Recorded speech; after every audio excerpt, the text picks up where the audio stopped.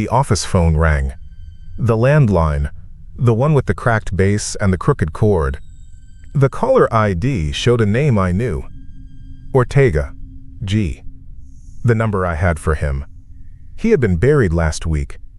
I was at the desk. Smoke hung in the room because I still let myself have 2 after midnight when I wrote notes. The bad fluorescent light hummed. The wall clock ticked just a little too loud. I picked up and said his name. I said, "Gabe?" and held my breath. Static. Not the usual kind. It pressed at my ear like a cold hand. Then a shape of a voice cut in and out. Air moving. No words I could place. The line stayed open. I heard my own breath. The static kept a pulse. It didn't hang up. I did. I called Lou. He was my oldest friend. He used to run nights in the next precinct over until his knee went out. Now he took odd work with me when it got weird. He said, "What?" Real flat. I told him the name. I told him the number. I told him I had seen the family put the dirt on the box. He didn't laugh. He said, "I'm on my way." While I waited, I pulled the Ortega file. I had it on the left corner of the desk, under a stack. I set it down and opened it. His intake sheet, his retainer, some photos, the copy of the death certificate, date, time, pronounced at the hospital, cause listed as blunt force trauma. I read the notes I had made the day of the funeral. Weather. Who showed? What was said? I slid the autopsy summary out too.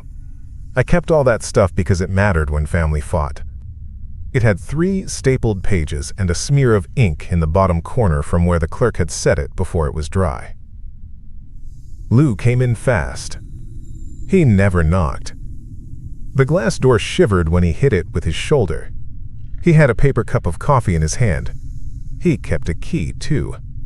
He looked at my face and put the coffee down without asking. The smoke sat still in the room like a curtain. He went straight to the file and read over my shoulder. "That the cert?" he said. I pointed. He nodded once. He flipped pages. He touched the date with his finger. He touched the seal. "It's real," he said. He snapped the file shut and looked at the phone. "Call it." I dialed Ortega's number. The call went out. The ringtone chopped up, like someone was cutting it into pieces. Then open line. Static. Lou leaned down and put his ear near mine. The static moved, had weight to it. It was like hearing a room you weren't in. Then I thought I heard my name in it. Not sure. My name with a flat spot on it. I said, "Say that again." The static swelled. A whisper like breath pushing through cloth. My own name again. Slower.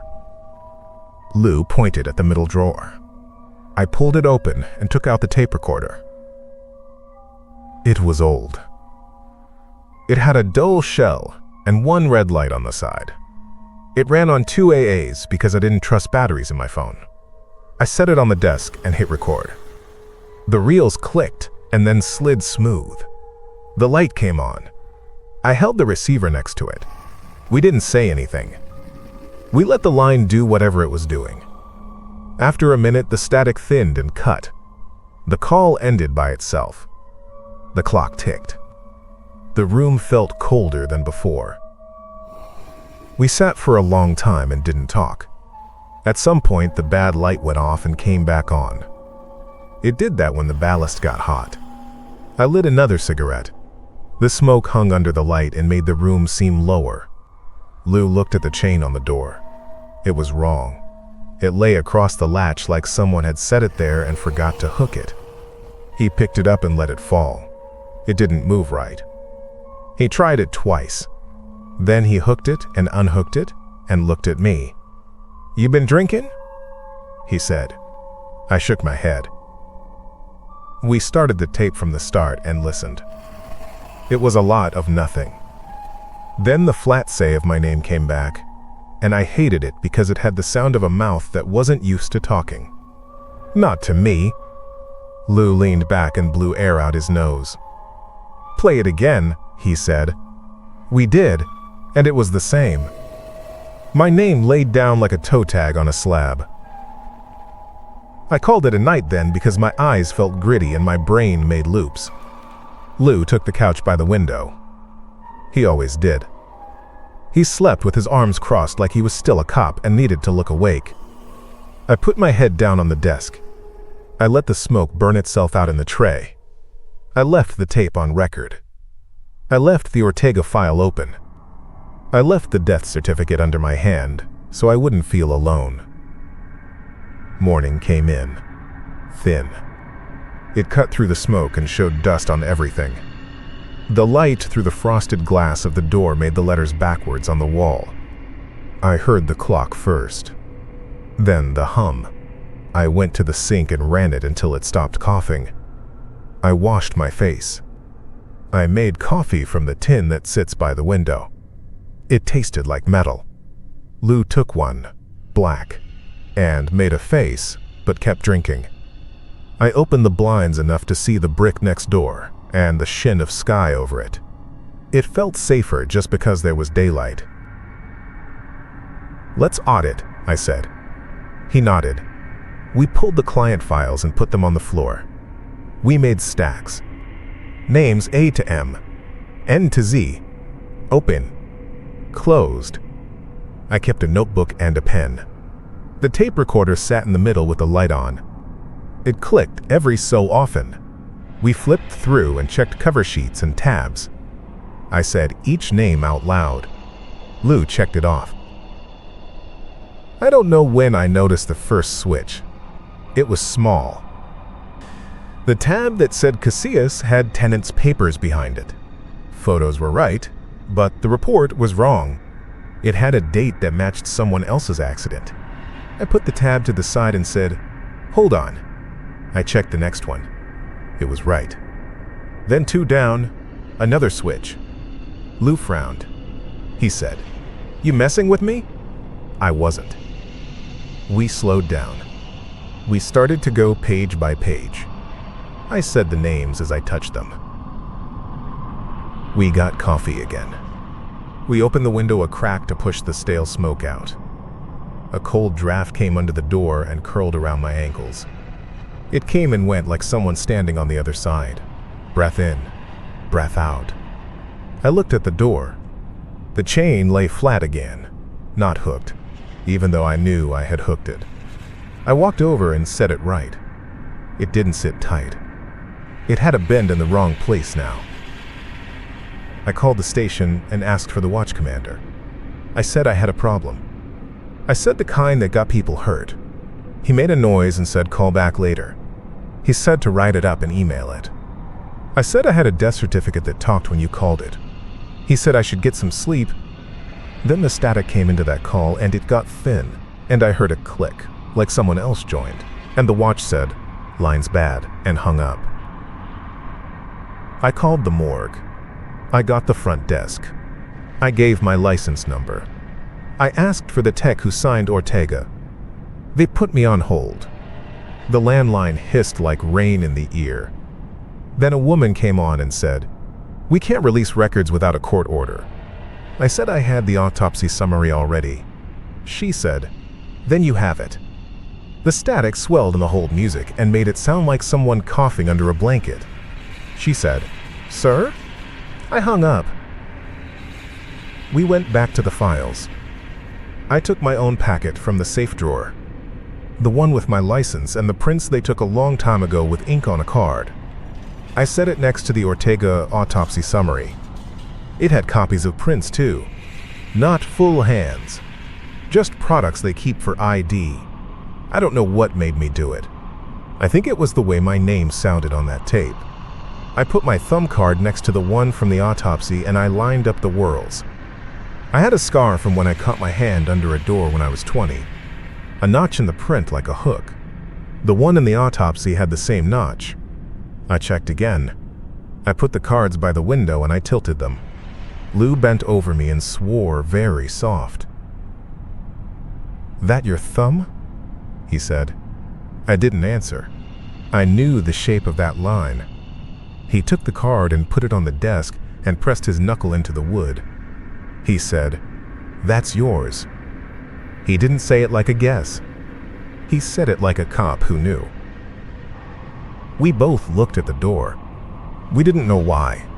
The cold draft had stopped. Then it came back. It had a smell in it, sweet and thin, like when a hospital mop dries in a hall. Not a smell I wanted in my office. Not a smell that belongs in a room with smoke and coffee. It made the back of my tongue go dead. I said, "Do you smell that?" He nodded once. He didn't look away from the door. Someone knocked. Very slow. Not on the door. The sound came from behind us. From the filing cabinet next to the window. The two-drawer one with the dent in the bottom corner where I had kicked it 3 years ago. 3 slow knocks. Not hard. The kind of knock you do when you have all day. Lou put his cup down. He went to the cabinet and put his hand on the top of it. He looked at me. I came over and pulled the top drawer. Files and tabs. Nothing else. He knocked on the side and then the front. We waited. 3 slow knocks again. Same tempo. This time I felt it through the carpet under my feet, and maybe I was just doing that to myself. The smell got stronger. It was a faint chemical sweetness that belonged in a place with big tiles and no windows. We shut the drawer and stepped back. The clock ticked. The phone was quiet. The tape recorder clicked and the reel caught a hair and jerked, then spun fine. Lou exhaled. He said, "Okay, we're going downstairs." He went to the door. He set the chain and opened it, and the chain stretched like it was gum. The hook didn't hit right. He said, "What the hell?" and tried to unhook it. It stuck. The door was open a hand's width. He tried to slide the latch and it jammed under the plate. He swore and put his shoulder into the door and the hinge squealed. The chain held. I could see the hall through the crack. Light and the faded carpet and the corner of the fire extinguisher box. Lou looked at me. He said, "You got another way out?" I shook my head. He shut the door and it bounced, like something soft had got between it and the frame. The cold draft followed the bottom edge and touched my shoes again. We backed away from the door without meaning to. We both did it. I picked up the phone and dialed downstairs anyway. The building manager. It rang and rang, and then the tone got eaten by static. I hung up.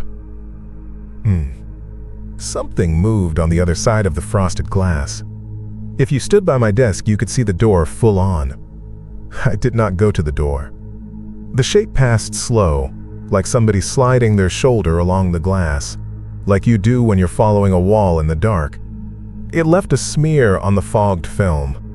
The smoke in the room made soft shapes, and that shape pushed it into the letters, into the cut numbers, and made them swim. Lou didn't breathe. The shape came back. I saw a face. Not all of it. A jaw and a cheek. The cheek had black stitches and a neat run up toward the ear, like a seam someone forgot to take out. It pressed to the glass long enough to flatten and slide and leave a wet smear. The smell of that sweetness came under the door again. It was inside my teeth now. We did not open the door. I picked up the phone and dialed 911 because I guess I still believed in that. I got a tone and then nothing. Just static. I said, "My office." Someone at my door. I gave the address. The static flattened it. I didn't even know if it sent. I put the phone down and looked at Lou. His hand was inside his coat, but I knew he didn't carry any more. He had a wrench he used on his sink. He took it out now. Something slid under the door. It came in with the draft. It was a rectangle of card with a hole in it and a string. It was creased and had a red edge on one side like it had been stamped and smeared. Lou didn't touch it. I went down to one knee and pulled it the rest of the way in with the tip of my shoe. I read it. It had my name on it. My name, first and last, in block letters in black. The back had a date and a space for a toe. I let it go and it turned over. The string was cut long with a frayed end. I didn't pick it up. Lou said, "Quiet. This is bullshit." He went to the phone and punched the morgue again. They picked up and then they put him through and then they said, "No release," and he said, "You slid a tag under our door," and the woman said, "Sir, that's not possible," and then the static came in strong and he hit the cradle with his palm and hung up. He looked at the toe tag again. He kicked it. It skated and tapped against the leg of my desk.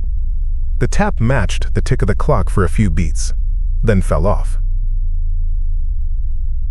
I said, "Get the autopsy." He said, "You have it." I pulled it and put it next to the toe tag. The prints were on the last page. I set my own card next to them again because I had to be wrong. I wasn't. Lou didn't like it. He started to pace. He kept his eyes on the door. The chain lifted and set like there was weight on it, like someone leaning on the door just enough to make it moan. The handle turned left, right, slow. Lou lifted the wrench. I picked up the tape recorder and put it closer. I wanted it to hear. We couldn't leave. Lou tried the window. It sticks on humidity days. He jimmied it with the wrench and got it up 3 inches, and then it jammed, and not even he could make it move. The alley below is tight. You can smell the grease from the diner and the piss and old rain. I thought about dropping to the dumpster lid and then down. I pictured the lid not holding. I pictured missing the rail. I stayed put. The knocks came back from the cabinet. 3. A pause. 3. The drawer slides vibrated. We ignored them. I pulled other files because I had to keep my hands going. The names had moved more. Dupree and Hall switched bodies. Alan had pictures of someone else's kid. The tabs were right and the papers were wrong. The ink on the death certificate had bled a little at the corner, like it had been wet and pressed to a damp sleeve. I checked the stamp date on the summary again, and it made no sense with the burial date I had written. Lou stopped pacing. He pointed at the frosted glass. The shape had come back. It filled the door. It stood there so long I started to count, and then stopped, because counting made it worse. The stitches at the cheek turned when it did. The head leaned and pressed more of the face into the glass. It smeared the film in a slow line. The smoke folded against it. The sweetness in the air went strong and then stronger, like someone had opened a bottle under my desk. I swallowed and it tasted like metal under candy. The handle turned all the way and held. The chain stretched quiet. Then it popped like a tendon. Metal on metal. The screws gave a 1/4 inch. Lou's wrench was up. He was a big man once and could still make his shoulders wide. He put one foot against the door. He said, "You call this in?"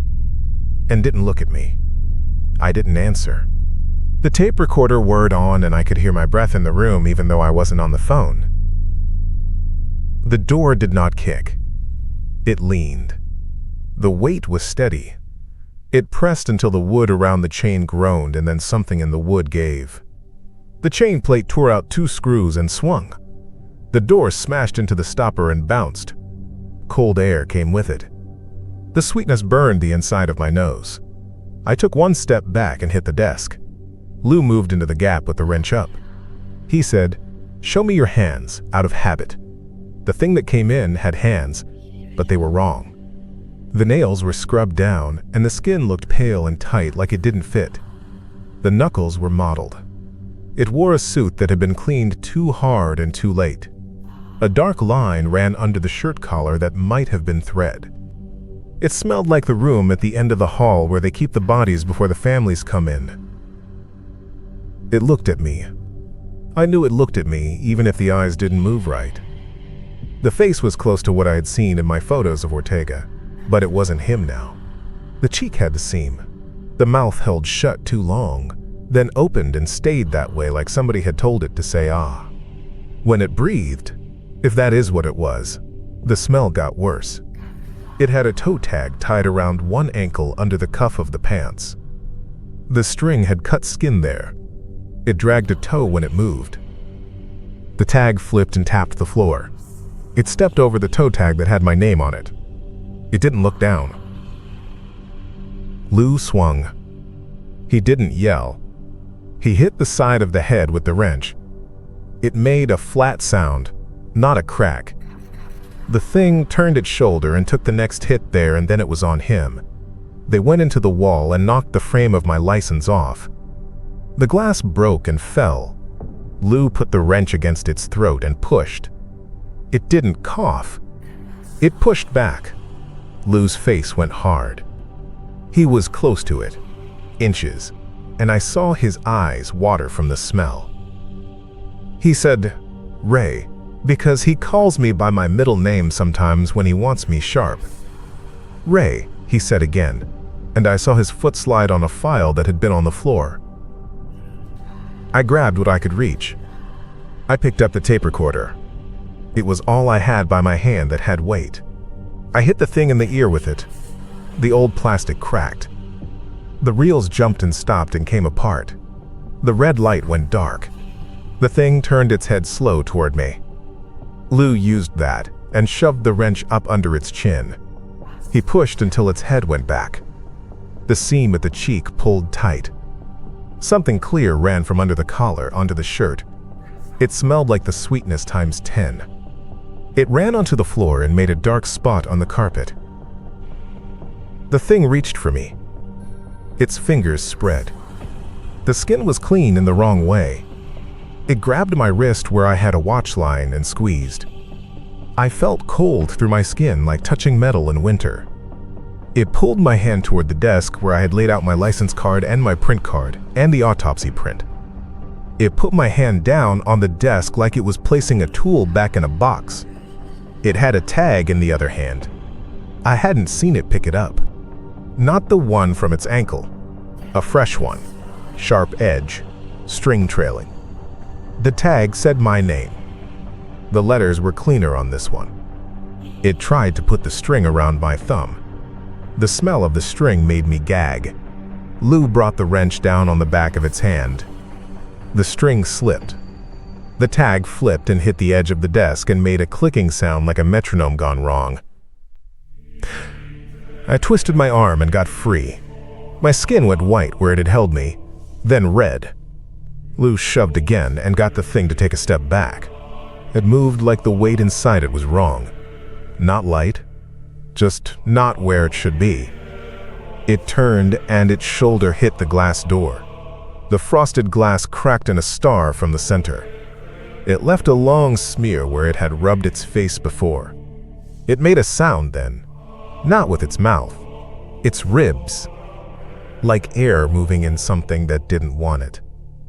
It came for me again with the tag. I grabbed the stack of files and threw them at its chest. Names fell. Papers slid. Photos scattered treads and hair and faces. The thing stepped into them and slid. It caught the edge of the desk with that flat hand and knocked the toe tag with my name onto the blotter. The clock ticked. The tag bounced and hit the desk again.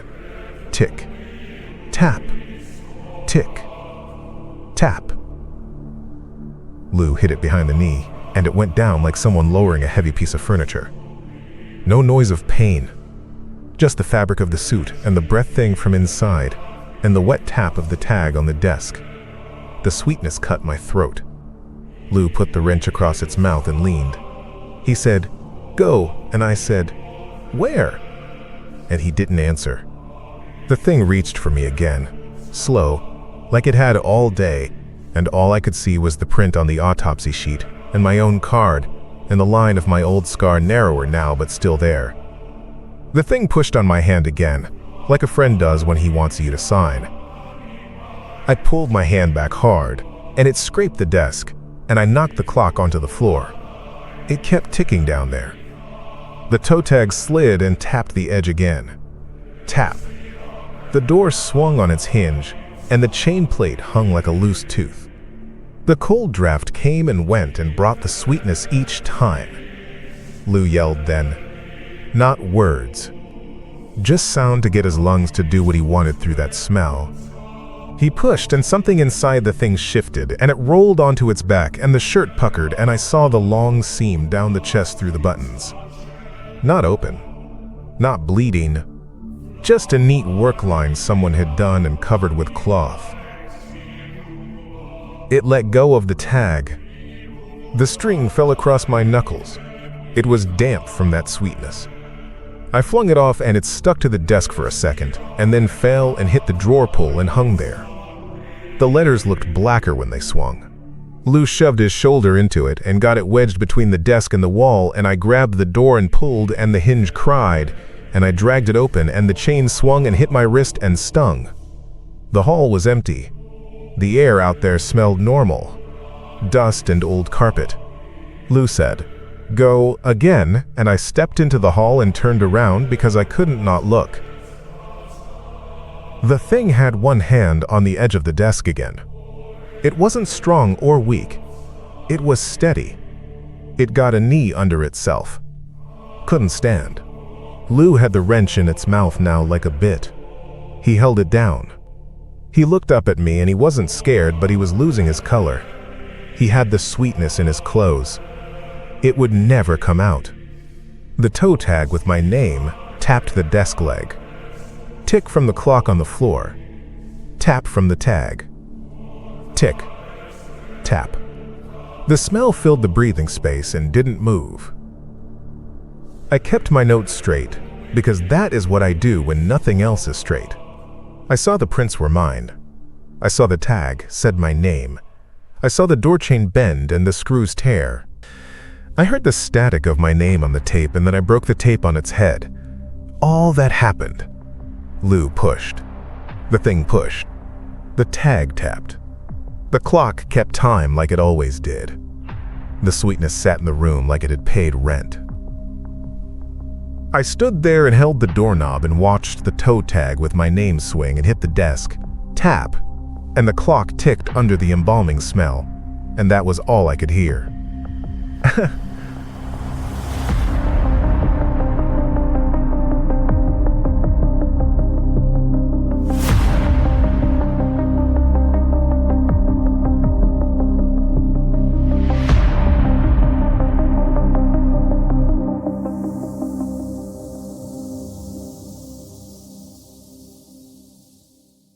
I hope you enjoyed that story. If you did, go ahead and hit subscribe. I've got plenty more coming. Give it a like if it sent a chill down your spine. And, of course, there's another one you can find on my channel. See you on the next one.